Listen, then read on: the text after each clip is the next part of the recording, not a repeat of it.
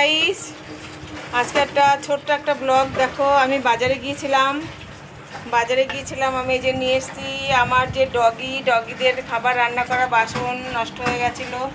আর এখানে আমি নিয়ে এসেছি তোমার এই যে কড়াই নিয়ে এসেছি আমার গোপালের জন্য রান্না করব। আর আমি যা ভিডিও রান্না করি গোপালকে কি বলবো, রোদে এত কষ্ট হয়ে গেছে। দেখো মুখ পুরো লাল হয়ে গেছে, এমনি কালো মানুষ তাও দেখো লাল হয়ে গেছে, মাথা ঘুরছে গরমে। তোমরা আমার ভিডিওটা দেখো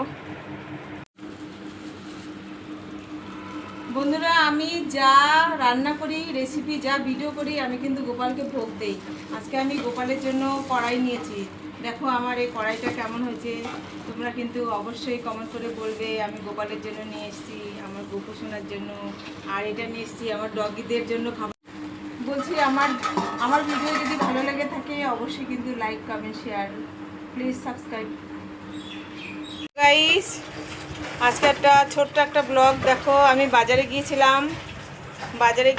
আমি এই যে নিয়ে এসেছি আমার যে ডগিদের খাবার রান্না করা বাসন নষ্ট হয়ে গেছিলো। আর এখানে আমি নিয়ে এসেছি তোমার এই যে কড়াই নিয়ে এসেছি আমার গোপালের জন্য রান্না করব। আর আমি যা ভিডিও রান্না করি গোপালকে কি বলবো, রোদে এত কষ্ট হয়ে গেছে। দেখো মুখ পুরো লাল হয়ে গেছে, এমনি কালো মানুষ তাও দেখো লাল হয়ে গেছে, মাথা ঘুরছে গরমে। তোমরা আমার ভিডিওটা দেখো বন্ধুরা। আমি যা রান্না করি, রেসিপি যা ভিডিও করি, আমি কিন্তু গোপালকে ভোগ দেই। আজকে আমি গোপালের জন্য কড়াই নিয়েছি।